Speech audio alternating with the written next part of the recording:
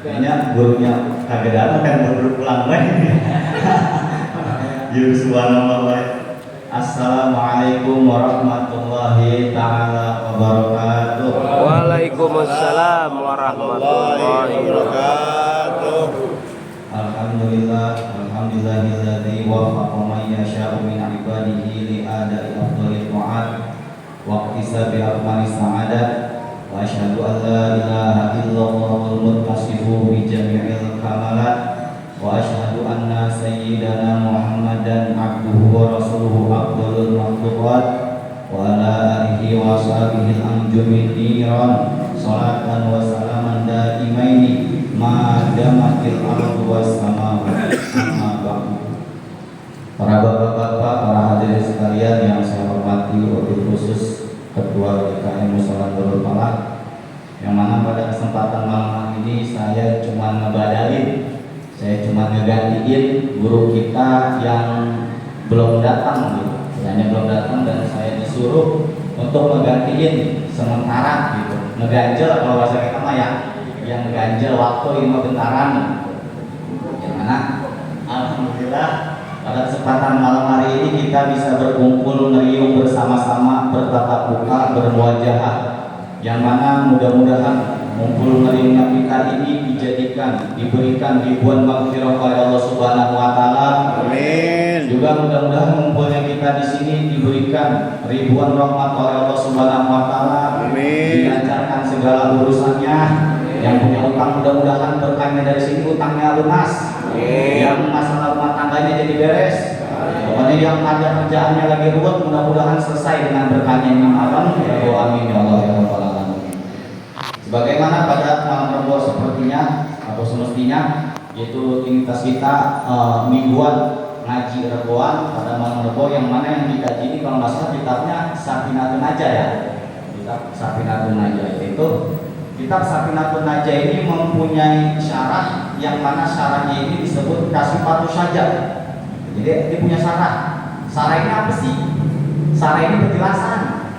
Jadi kalau misalkan ada satu kitab, nah kitab ini susah, ribet, ngejelasinnya bingung. Ya kan kadang begitu. Kita baca buku, kadang ada buku yang susah ditafsirin. Kadang ada yang bukunya susah dijelasin. Maka dari itu ulama ini menyarahin. Tujuannya apa? Tujuannya biar gampang. Jadi biar kita ini belajar itu mudah. Ya kan mata-mata kita ya. Ya standarnya otak kita itu udah dibacain sekali nggak ngenain. Dibacain 2 kali kagak ngenain juga. 3 kali diulang-ulang kagak ngenain juga. Jadi biasa otak kita emang gitu. Makanya ulama ini ngasih syarat. Itu jadi ngasih penjelasan. Biar istilahnya apa? Biar istilahnya mudah. Pada kesempatan malam ini alhamdulillah kita ngumpul ya. Insya Allah pada semangat semuanya nih. Ya, dari malam kemarin alhamdulillah ramai terus, berjalan terus. Udah berapa tahun ini kira-kira? Udah ada 3 tahun yang kurang lebih. Berjalan terus ini malam alhamdulillah. Kita tujuannya tidak lain dan tidak bukan yaitu thalabul ilmi, mencari ilmu. Yang mana keunggulan keutamaan thalabul ilmi ini dari dulu udah kita tahu fadilahnya, utamanya ini udah banyak. Thalabul ilmi ini yaitu kata Nabi apa? Utlubul ilma minal mahdi ilal lahdi. Carilah oleh engkau ilmu dari lubang kita keluar dari rahim ibu kita sampai masuk kita ke liang lahat. Artinya wajib tetap kita nyari ilmu dari kita kecil sampai kita tua. Katanya gue udah tua, gue udah wajib lagi. Nggak ada gitu, nggak ada. Gue udah tua, katanya gue udah punya cucu, udah punya cicit, nggak wajib lagi kali ngaji. Enggak, tetap kita wajib ngaji. Katanya anak gue masih bocah, anak gue masih kecil, nggak wajib kali ngaji. Tetap wajib ngaji. Dari kita mulai apa? Dari kita mulai brojol sampai kita masuk ke yang lahat itu, kita wajib ngaji. Tuh. Makanya ada lagi lah hadis di salah satu hadis apa? Thalabul ilmi fardhatun ala kulli muslimin wa muslimat. Itu mencari ilmu itu adalah suatu kewajiban bagi setiap kaum muslim lelaki dan kaum muslim perempuan. Jadi mau laki mau perempuan tetap hukumnya ngaji wajib. Katanya si agama katanya cewek nggak boleh keluar rumah nggak wajib kali ngaji kagak. Si agama katanya ini katanya lagi malas banget katanya nggak wajib kali ngaji enggak. Hujan banyak ini nggak wajib kali ngaji kagak. Ya kan kadang kita mah sama hujan takut. Iya, mau hujan dikit, hujan lagi. Ya. Besok beda mana kok? Gitu kan kita mah ya. Yang padahal mah tetap wajib. Di dalam satu kitab ada namanya Mursyidul Amin, Sarah Mukhtasar Ihya Ulumuddin, karyanya Imam Ghazali. Itu Imam Abu Hamid Muhammad bin Muhammad Al-Ghazali. Ini Imam Ghazali ini salah satu ulama terkemuka. Dan ada salah satu riwayatnya, ada hikayat ceritanya. Ya walaupun ceritanya ini dhaif ataupun hasan, yaitu wallahu alam. Tapi dari guru ke guru ke guru cerita ini selalu dihikayatin, selalu diturunin, dijadiin sanad. Ini Imam Ghazali ini salah satu ulama besar, salah satu ulama terkemuka yang mana ulama yang pertama kali nyiptain jam yang kita pakai tuh, itu dari mana? Detiknya itu dari tetesan air. Sekali air netes hitung detik, 1 detik, netes lagi 2 detik, netes lagi 2 detik. Siapa itu yang nemuin pertamanya? Imam Ghazali. Imam Ghazali ulama terkemuka. Imam Ghazali ini mondok ini 15 tahun gak pulang sama sekali. Selama 15 tahun pesantren Imam Ghazali kagak pernah pulang, kagak pernah, mondok aja. Sampai orang tuanya meninggal pun Imam Ghazali gak tahu di pondok ayahnya ini udah gak ada. Dari kecil Imam Ghazali udah ditinggal oleh ibunya, oleh sang ibunda. Tapi ketika besar sedikit sama ayahnya dimasukin ke pondok, ditinggal. Gak disuruh pulang-pulang sampai ayahnya meninggal, Imam Ghazali gak tahu. Jadi yang ngirimin siapa? Yang ngirimin itu anak buah ayahnya. Jadi ayahnya ini dia tukang kayu. Kalau kata kita mah dia tukang bikin papan. Di papan dipotongin. Kalau mau bangun kerja rumah, ya mau kerja sahur, tuh beli sama ini nih, sama bapaknya Imam Ghazali beli. Jadi tukang ngejualin papan. Nah punya anak buah yang gawe, karyawan lah kalau bahasa kita mah ya, punya karyawan. Ini tiap bulan yang ngirimin ini karyawannya. Anterin duit ke si Ghazali, bapaknya nih, anterin duit ke si Ghazali. Berangkat karyawannya ngirimin duit ke Imam Ghazali. Terus aja gitu tiap bulan. Sampai orang tuanya meninggal, ayahnya meninggal, ini usahanya ini diterusin sama karyawannya. Dan si karyawannya pun masih tiap bulan ngirimin ke Imam Ghazali. Masih tiap bulan. Orang tuanya udah gak ada. Pas sampai ketika Imam Ghazali udah beres pondok, Imam Ghazali udah disuruh keluar sama gurunya, Pak. Bukan yang keluarnya, bukan merasa udah bisa. Wah, gua mau udah bisa, gua mau usah ngaji lagi, gua pindah gua udah berhenti di pondok, Pak. Imam Ghazali bahkan disuruh keluar sama gurunya. Kata gurunya, ya Ghazali, ente di sini udah belasan tahun. Semua ilmu aneh udah diraup sama ente, pengetahuan aneh udah diambil semuanya ente, udah dihabisin. Sekarang aneh bingung mau ngajarin apa lagi. Udah mendingan ente keluar dah, buka pondok. Umur berapa? Umur 23 tahun. Umur 23 tahun Imam Ghazali disuruh keluar sama gurunya, suruh buka pondok. Akhirnya apa? Akhirnya Imam Ghazali nurutin perkataan gurunya. Pulang, buka pondok, buka majlis, buka pengajian. Seiring berjalannya waktu ini pengajiannya makin ramai, muridnya tambah banyak. Di usia Imam Ghazali 25 tahun ini udah punya ratusan murid. Pada satu ketika Imam Ghazali ini mau ngadain acara Maulid Nabi. Akhirnya Imam Ghazali nyuruh santrinya, nyuruh muridnya kemana? Yaitu belanja buat acara Maulid Nabi. Di mana belanjanya? Yaitu di kota Mekah Al-Mukarramah. Jadi Imam Ghazali nyuruh santrinya belanja. Kata Imam Ghazali, ayo kamu sini. Yang padahal itu santrinya lebih tua dari Imam Ghazali. Santrinya mau umur 28 tahun, ada 29 tahun. Imam Ghazali umur 25 tahun, Pak, belum kawin. 25 tahun. Panggil. Nih, besok gua mau ngadain Maulid kalau bahasa kita gitu. Besok gua mau ngadain Maulid, berbelanja ada soal. Belanja sayuran, belanja ayam, belanja buah-buahan, segala macam belanja ini. Belanja santrinya cerita. Kemana? Ke daerah Mekah. Pas ketika ini santrinya belanja ke daerah Mekah, ini santrinya nyium di daerah Mekah ini bau pakai, yang mana padahal Mekah ini adalah salah satu kota suci. Ya, di Mekah ini ada tanah haram. Tanah haram itu apa? Itu tanah yang kagak boleh diinjak sama orang kafir. Kagak boleh. Orang kafir kagak boleh masuk ke situ. Orang non-muslim kagak boleh masuk ke situ. Orang Kristen, orang Konghucu, orang Buddha, orang ateis, orang-orang di luar Islam nggak boleh masuk ke tanah itu. Disebutnya tanah haram. Kenapa bisa begitu? Saking sucinya itu tanah haram. Tapi kenapa kok pada saat itu ini bisa kecium bau bangkek yang benar-benar ngelepon baunya? Akhirnya saatnya nanya ke tukang dagang yang ada di kota Mekah. Bang, ya kenapa? Ini kenapa sih kok bisa bau begini nih kota suci? Bisa bau bangkek begini? Dijawab sama itu tukang dagang, katanya, oh ini ada salah satu ulama. Ulamanya ulama sepuh. Ulamanya ulama tua. Ulama dulu. Udah hati-hati, udah tua. Umurnya udah kisaran 70 sampai 80 tahunan. Siapa namanya? Yaitu Zamakhsyari.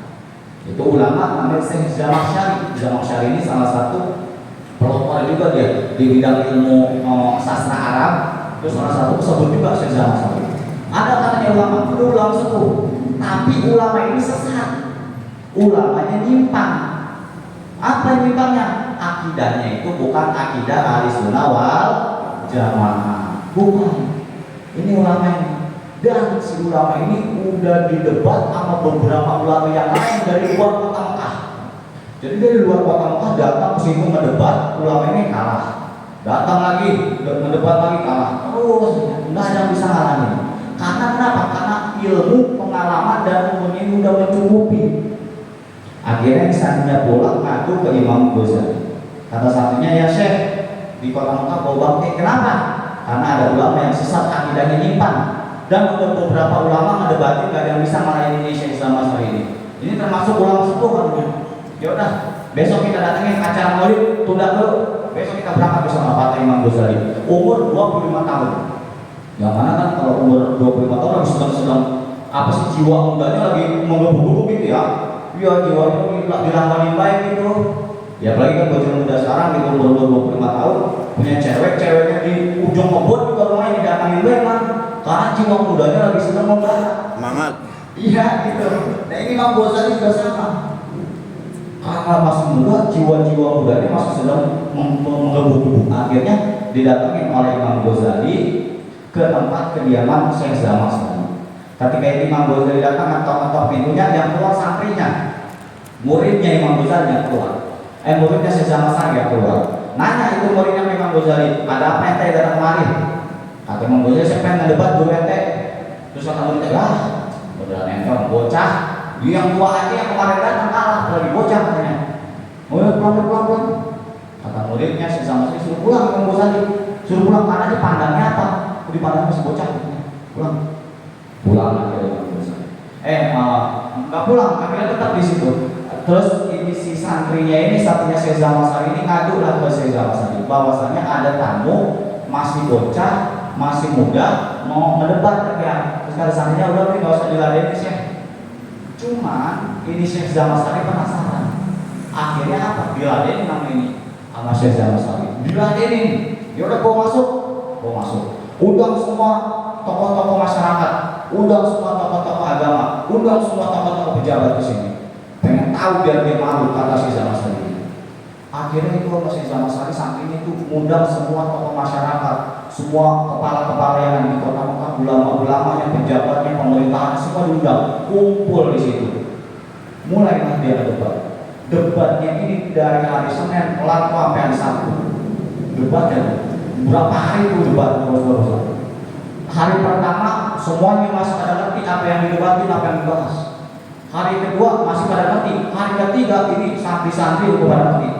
Hari keempat pejabat-pejabat udah pada ngerti. Sampai hari kelimanya ulama jadi udah pada ngerti. Nggak paham karena yang didebatin ilmunya saking dalamnya yang didebatin. Masalahnya masalah akidah. Nah maka dari itu kita kaji begini, kita kumpul begini tujuannya untuk memperkuat akidah kita. Yang mana akidah kita ini di bawah naungan akidah Ahlussunnah wal Jamaah. Jadi ini mas saya mau ngebalikin yang mengingatkan perbahasan yang dulu yang waktu itu sama guru kita udah pernah dibahas.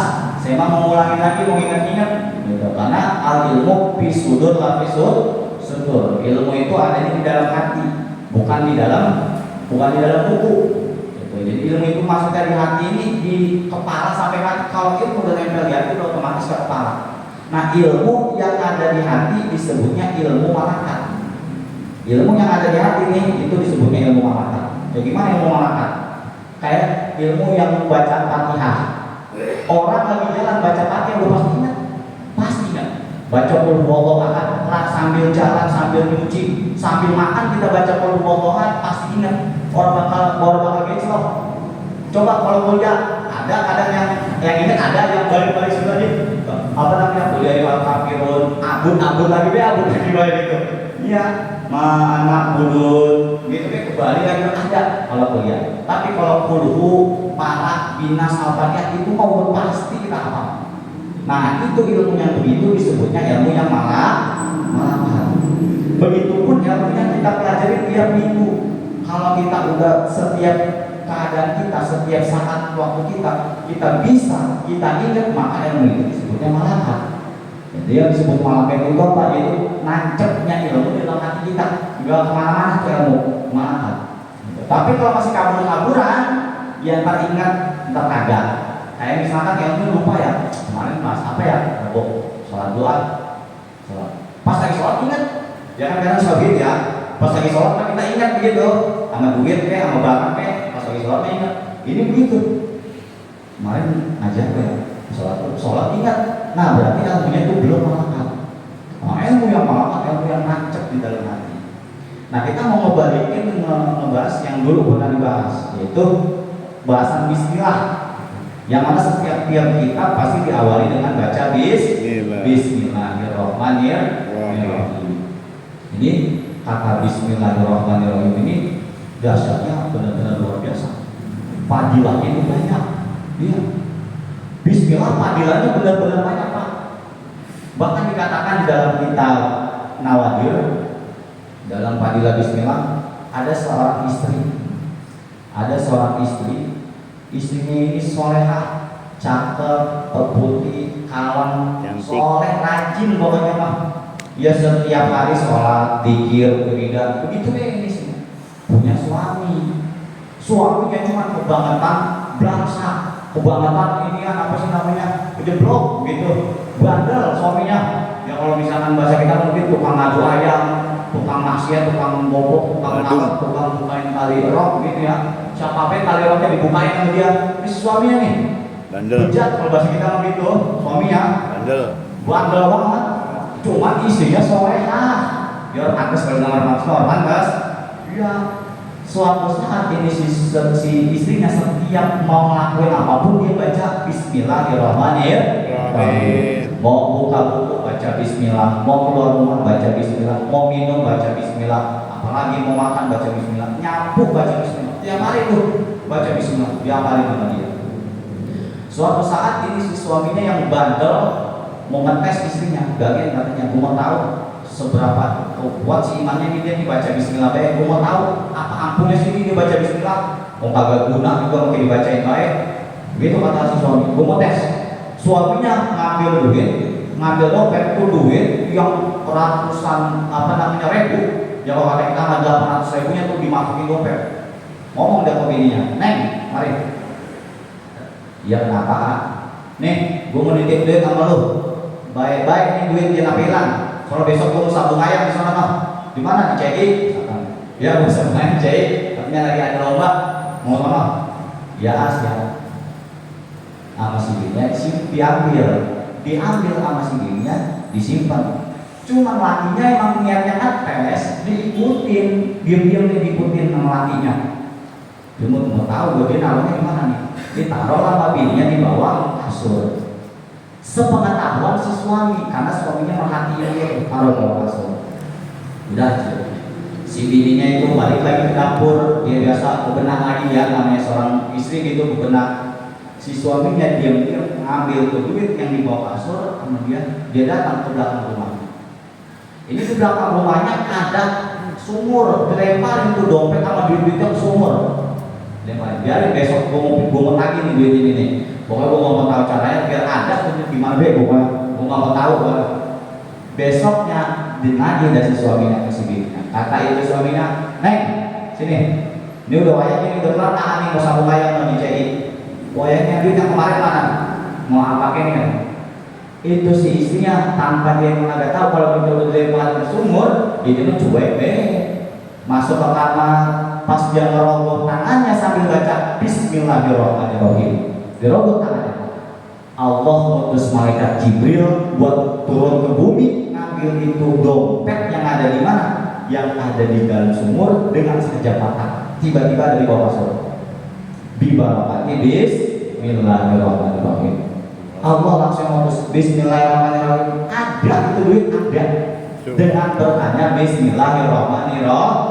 Aku mau katanya besok membaca Bismillahirrahmanirrahim harus 1000 kali deh gue punya karomah gitu. Iya kan? Mau tiap hari baca Bismillahirrahmanirrahim nggak apa-apa. Bagus, cuma kalau ngalamin karomah mah ini jangan dulu dah gitu. Ya kita baca Bismillahirrahmanirrahim, gue pengen kali bisa terbang katanya gitu. Mau kecetok biar kagak pakai motor lagi langsung kagak gitu. Sebab manusia ini kan ada 4. Kedudukan manusia ini ada 4. Kalau misalkan manusia ini pangkatnya Nabi disebutnya apa? Mukjizat. Kalau pangkatnya Nabi itu sesuatu yang di luar kadar kebiasaan, tapi dia pangkatnya Nabi disebutnya mukjizat. Kalau misalkan pangkatnya wali itu apa sih artinya wali? Wali itu Habibullah, kekasih Allah. Wali orang yang dekat banget sama Allah itu wali. Gitu. Ya kalau kita bisa jadi wali bisa. Cuman kalau kita udah dekat sama Allah, kita udah kagak ngegantungin perkara-perkara yang lain gitu ya. Dia udah nggak apa sih, udah kagak peduli sama urusan-urusan yang lain gitu. Mau urusan apa kayak masalah duit, masalah ini segala macam. Udah pokoknya pun Allah gitu. Ya misalkan masih apa namanya masih ngamen gawean, kita punya kerjaan masih dilakukan ya nggak apa-apa, tapi pikiran gitu. Tapi pikiran mah nggak kerjaan tetap kerja, tapi pikiran mah ke Allah. Kan karena kita mah terbalik. Orang yang di rumah tapi pikirannya di kerjaan. Orang begitu di rumah, tapi pikirannya di kerjaan. Kadang-kadang begitu tuh.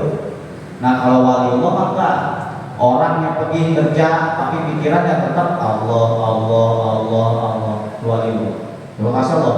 Nah wali Allah punya apa? Khariqul adat. Wali Allah ini punya sesuatu yang membedakan adat, sesuatu yang di luar adat kebiasaan, di luar akal manusia. Namanya apa kalau begitu? Namanya karomah. Kalau Nabi mah tadi apa? Mujizat. Kalau wali mah karomah. Apa kalau bahasa orang dulu mah apa? Keramat. Mungkin gitu ya. Bahasa orang dulu mah keramat. Kalau wali mah karomah. Bahasa Islam karomah. Nah kalau misalkan orang yang soleh, orang yang bukan pangan wali ini mah, yang rajin gitu ibadahnya getol, wiridannya getol, sholawatnya 1000, bacanya ini tiap hari, tiap malam. Nah dia punya sesuatu yang di luar adat.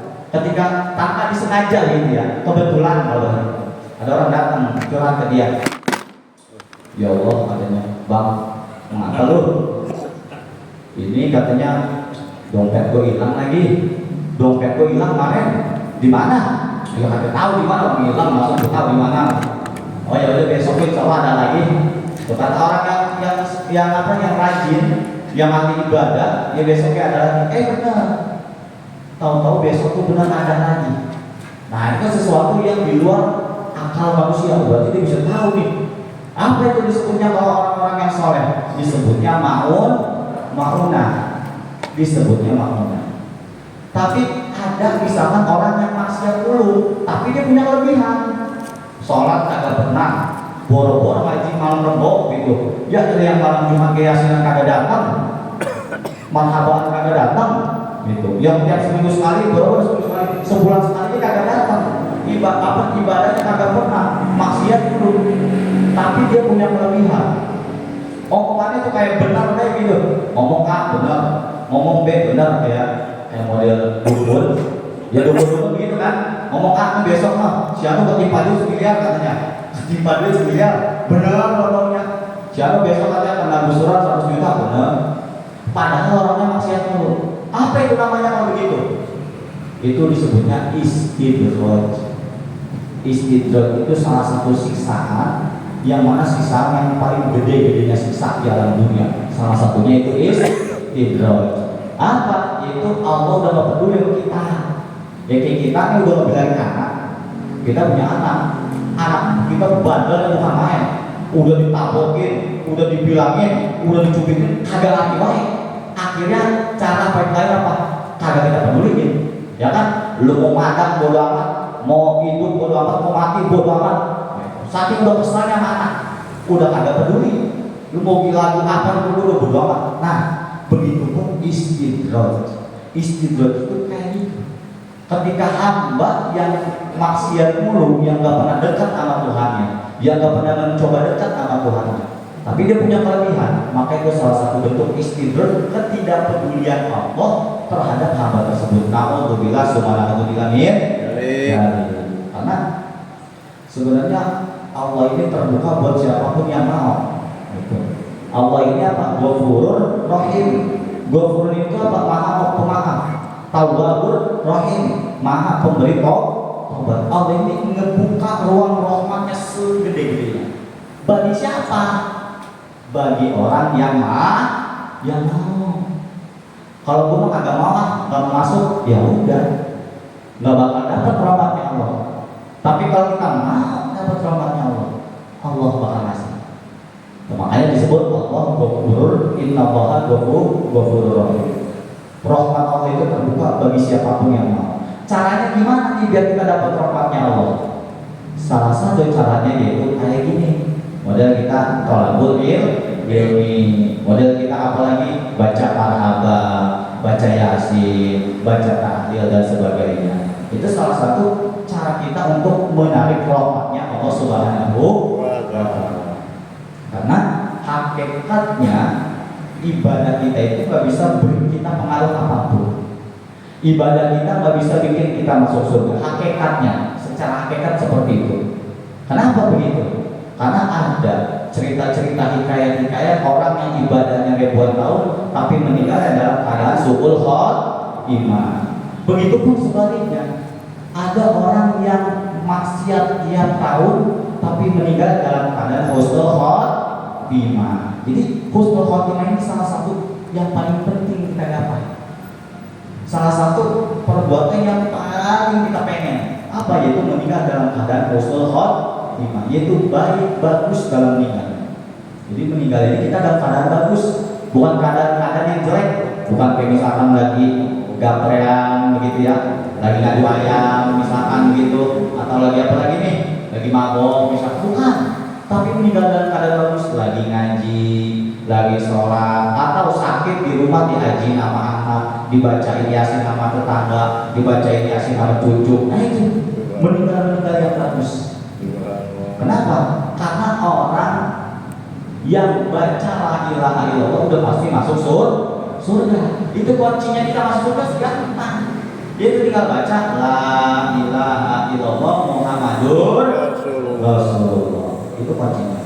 Miftahul jannah la ilaha illallah. Itu kunci surga. Tapi kunci neraka coba ada nggak kira-kira?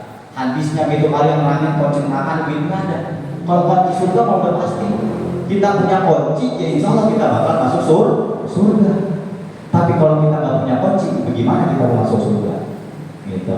Jadi cara untuk mendapatkan rahmat Allah ini dengan cara kita begini ya, ngaji, ngumpul, berilmu semuanya. Gitu. Mudah-mudahan kita mendapatkan ribuan rahmat dari Allah Subhanahu Wa Taala. Pulang di sini nih, diampuni segala dosa-dosa. Amin. Jadi setiap ulama ketika mengarang kitab baca Bismillahirrahmanirrahim. Nah, Bismillah ini sesuatu yang dahsyat. Bahkan seluruh alam dunia, ini bumi, langit, planet Mars, Neptunus, apalagi pokoknya semua planet, semua alam semesta itu dikumpulin di dalam titik baca apa? Bismillah. Bismillahirrahmanirrahim itu mempunyai baknya ini berarti bika nama anak wabiyakun umayakun. Bika nama siapa? Dengan karenaku, karena maka sesuatu yang ada jadi ada. Wabiyakun umayakun, dan karenaku sesuatu yang bakal ada jadi ada. Karena apa? Karena Allah. Itu perkataan tersebut dikumpulin di baknya Bismillah. Baca bismillah mempunyai titik, yang mana titik ini disebut nuqtatul wujud, titik keadaan, titik terciptanya semua perkara dari titik ba di dalam bismillahirrahmanirrahim. Makanya mengandung rahasia yang begitu dahsyat bismillah ini, mengandung rahasia yang begitu hebat bismillahirrahmanirrahim. Sampai-sampai dikatakan kullu amrin dibarin la yubda'u bi bismillahirrahmanirrahim bahwa atau awadam. Setiap perkara yang dianggap bagus oleh agama, makan, minum, silaturahmi, keluar rumah tuh, pokoknya perkara apapun kagak diawali sama baca bismillah, nggak diduluin sama baca bismillah, bahwa aku putus berkah, kagak ada berkahnya. Ada. Kita dapat duit misalkan ya, gitu. Alhamdulillah nih tanggal 29 kita udah gajian. Nerima duitnya kita nggak baca bismillah, berkahnya kurang. Berkahnya tuh duit habis baik, nggak tahu kemana tuh habisnya tuh. Punya habis deh, dompet seorang baik. Kenapa? Karena tidak diawali dengan baca bismillah. Apapun yang dianggap bagus, kecuali perbuatan-perbuatan yang jelek. Kayak misalkan perbuatan yang mau ngerokok baca bismillah nggak boleh. Gitu. Kenapa? Karena merokok ini perbuatan makruh. Nah, ketika baca bismillahnya pun dihukumi makruh. Perbuatan yang baik atau perbuatan yang boleh menurut agama, baca bismillahnya hukumnya sunnah, bagus. Perbuatan yang makruh, baca bismillah hukumnya jadi makruh. Perbuatan yang haram, baca bismillah hukumnya jadi haram. Gitu. Ya alhamdulillah karena kita ngaji, jadinya kita udah tahu gitu. Ya alhamdulillah karena kita ngaji. Karena kita punya ilmu, karena kita punya pengetahuan, jadi alhamdulillah tahu. Karena manusia ini sama Imam Ghazali dibagi 4. Dibagi 4. Satu ada yang manusia yang tipenya ini man yadri wa yadri annahu yadri. Man yadri wa yadri. Ada manusia yang berilmu dan dia sadar annahu yadri kalau dirinya ini berilmu. Ada orang yang tahu dan dia sadar kalau dirinya ini tahu. Konsekuensinya apa? Konsekuensinya ini pengetahuannya disebarin ke orang lain, pengetahuannya diceritain ke orang lain, pengetahuannya dikasih tahu ke orang lain, karena dia sadar dirinya ini berilmu. Nah, orang yang kayak gini afdalun nas, orang yang paling utamanya manusia. Kita berilmu, kita udah ngaji, kita tahu. Nah, ini hasil ngaji kita amalin, kita sebarin ke orang lain. Itu yang paling bagus manusia. Pertama. Yang kedua, man yadri wa la yadri annahu yadri. Dua, orang berilmu dan dia kagak sadar kalau dirinya ini berilmu. Ini yang bahaya. Bahayanya apa? Bahayanya ini pengetahuan dia, ilmunya dia disumputin baik, kagak mau dijelasin ke orang lain. Dia udah ngaji, punya teman kagak ngaji, temannya kagak tahu pembatalan itu apa baik sih. Kita tahu. Kita kagak sadar tapi kalau diri kita ini tahu. Akhirnya teman kita orang dikasih tahu, kita diamin baik gitu. Nah, ini apa ya? Akbarun nas. Ini orang yang gini, orang yang paling jelek-jeleknya orang yang nyumputin ilmunya, yang kagak mau ngebilangin ilmunya, ini orang yang paling jelek-jeleknya orang. Pohon tidak berbuah. Wah, bahaya. Katanya guru masih apa sih? Masih belum benar. Guru belum benar katanya, nggak boleh guru ngebilangin orang. Ada. Cari di kitab mana syaratnya kita ngebilangin orang, nasihatin orang, ngedawain orang, kita udah benar dulu kan. Bahkan di Ihanatul Qaul ini juga ada penjelasan. Kalau kita ngajarin orang itu nggak jadi salah, kita harus benar dulu. Nggak jadi salah. Ketika kita misalkan biar orang yasinan tiap malam Jumat, nih, lu mau tahu nggak? Kalau yasinan tiap malam Jumat itu kita pahalanya banyak dapatnya. Masya Allah, kita lagi yasinan di rumah. Jadi rumah kita baca yasin, arwah-arwah engkong kita, bapak kita yang baru meninggal itu nyaksiin kita baca yasin. Anak-anaknya cucu-cucu yang baca yasin tuh. Nggak bilang ke teman kita, tapi kita nyuruh baca yasin di rumah, nonton TV itu gitu Jumat misalkan.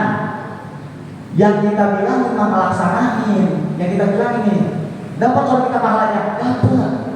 Mislu ajri fa'ili dapat pahala sebagaimana pahala yang ngerjain. Walaupun kita mah kagak ngerjain, karena dia tahunya itu dari kita, maka kita dapat pahalanya. Jadi kan jadi syarat. Nggak bilangin, lu jangan amal baik, apa boleh dosa. Kitanya masih begitu. belum bisa ngejauhin nih, belum bisa. Tetap ketika dia berhenti dari perbuatan dosanya, kita dapat pahalanya, kita dapat pahala. Jadi nggak jadi salah. Nah ini yang bahaya yang kedua. Ya kan kalau kita apa ya itu pada tahu dah. Ya kalau kita ngelakuin dosa, di dalam hati itu wajib azam. Azam itu apa? Azam itu berencana kita mau ngindari dosa ini, mau berhenti, walaupun belum bisa gitu. Tapi di dalam hati wajib ada azam. Gitu. Kalau nggak azam, dosanya double. Ya udah kita ngelakuin dosa nih sengaja, terus dalam hati nggak ada niat pengen berhenti gitu, nggak ada niat pengen berhenti kayak cuek gitu, dosanya double. Tapi kalau misalkan di dalam hati ada azam mau berhenti gitu, ya Allah saya pengen hindarin dosamu nih, belum bisa cuma begini, ya Allah saya niat pengen hindarin gitu sebisa saya nanti gitu, sedikit-sedikit saya pengen hindarin. Nah itu nggak terlalu gede dosanya, ya walaupun tetap dosa, cuma gak jadi double. Tapi kalau dosa yang kita perbuat kagak ada niat, gak ada rencana buat berhenti, double dosa juga bahaya. Nah itu tadi yang kedua. Terus yang ketiga, man layadri walayadri anahu layadri. Nah ini yang ketiga, man layadri, orang kagak berilmu, orang kagak tahu, walayadri, dan dia kagak sadar kalau dirinya ini kagak berilmu. Orang bodoh, dia kagak sadar kalau dirinya ini bodoh. Wa ahmakun nas. Nah orang yang tipe begini, orang yang paling, ya kalau bahasa di ulama mah paling tolol-tololnya orang gitu. Paling tolol kenapa? Ketika ada orang bodoh, dia nggak sadar kalau dirinya bodoh, dia terkanggapnya pintar baik. Konsekuensinya dia kagak mau ngaji, dia nggak mau belajar. Kenapa? Karena dia rasanya bisa, padahal dia bodoh. Ini yang paling bahaya orang tuh. Ya misalkan tadi ngomongin mau ngomongin bola gitu ya, dia datang, ya kayak yang paling dijawab gitu. Oh iya sih, mau katanya Neymar kan pindah ke Brazil ya. Yang padahal Neymar mau Brazil kan begitu. Lebih bisa baik. Oh iya, si Neymar katanya pindah ke Brazil. Cristiano Ronaldo pindah ke Portugal ya. Yang padahal gitu, Cristiano Ronaldo emang di Portugal. Kalau orang yang tahu, ya orang bodoh amat tapi kok sok tahu. Kenapa dia bisa sok tahu? Karena dia nggak merasa kalau dirinya ini bodoh. Jadi konsekuensinya nggak bakal mau ngaji, nggak bakal mau belajar. Itu yang ketiga. Yang keempat, man layadri wa yadri annahu layadri. Yang keempat, orang bodoh, orang kagak berilmu, orang kagak tahu, tapi dia sadar kalau dirinya ini bodoh. Ini juga ahsanun nas. Ini paling bagus-bagusnya manusia. Kita bodoh, kita nggak tahu nih rukun wudu ada berapa, pembatalan wudu apa baik. Kita sadar kalau diri kita ini bodoh, kita sadar kalau diri kita ini nggak tahu. Ini yang paling bagus-bagusnya. Konsekuensinya apa? Akibat dari kesadaran tersebut, akibatnya nanti kita mau belajar, mau ngaji. Nah, ini tinggal kita terapin ke pribadi kita. Kita tipe orang yang mana sih? Apa yang maniyat riwayat kita namuyatri? Orang yang berilmu dia sadar kalau dirinya ilmu. Apa yang malayat riwayat di anak malayat? Apa yang dia kagak berilmu tapi dia nggak sadar kalau dirinya ini kagak berilmu? Yang mana nih kita? Kita tinggal pilih yang mana tuh? Ini perkataan Imam Ghazali dan itu udah dipakai di setiap pendapat para ulama. Kalau manusia itu memang tipunya itu seperti itu. Ada 4 itu. Nah ini kita tinggal terapin ke pribadi kita masing-masing. Alhamdulillahirabbil alamin wa bihi nasta'in wa mungkin besok bisa terusin ya. Jadi masih kan ngeganjal doang gitu ya, ngebadalin doang, memang ngebadalin mah kan ngeganjal gitu agak lama cuma ya gitu. Jadi ya mungkin jika ada kesalahan kata gitu, baik yang sengaja maupun yang tidak sengaja, saya mohon dibukakan pintu maaf yang seluas-luasnya, yang sebesar-besarnya gitu. Terus kiranya kalian ada yang mau tanya, ada yang ditanyain, kalau saya tahu insya Allah saya jawab, kalau saya nggak tahu nanti saya cari tahu dulu gitu. Sebab kata Imam Syafi'i, ahsanul jawab la adri. Yang kata Imam Syafi'i, yang paling bagus-bagusnya jawaban sebenarnya la adri, nggak tahu. Imam Syafi'i pernah ditanya 4 pertanyaan, 4 soal sama muridnya. Ya Syekh, yang guru saya mau nanya masalah ini dong, begini masalahnya, begini. Imam Syafi'i la adri. Oh iya, udah benar. Cuma yang kedua la adri, yang ketiga la adri, yang keempat la adri. La adri itu artinya kagak tahu, saya nggak tahu. 4 soal Imam Syafi'i ditanya jawabannya nggak tahu. Yang paling bagus-bagusnya jawaban itu kagak tahu. Nah, kalau misalkan saya tahu, insya Allah saya jawab. Kalau saya nggak tahu, saya cari tahu dulu gitu. Pendapat ulamanya, kitabnya, dan segala macam. Karena Karena emang ilmu agama ini bukan ilmu yang kita bisa seucap-ucapnya gitu, bukan bisa ngomong-ngomongnya. Kalau nggak punya dasar gitu kan, laporan masya'a bimasya'a. Kalau punya sanad keguruan, laporan masya'a bimasya'a. Jadi ngomongnya itu seucap-ucapnya. Dia ngomongnya itu sekepengenan dia. Ngomong A, ngomong B, tanpa adanya dasarnya dari ulamanya gitu. Kiranya ada beritanya kira-kira gitu. Ada langsung apa langsung di dan Allah a'lam bishawab wa ilaihi raji'un. Alhamdulillah ya ini telah sama-sama kita dengar kajian tentang pembacaan basmalah dari basmalah kita mana mudah-mudahan kita semuanya bisa mengerti dan semua bisa kita mengerjakan. Amin. Kali ini Amin. mari sama-sama kita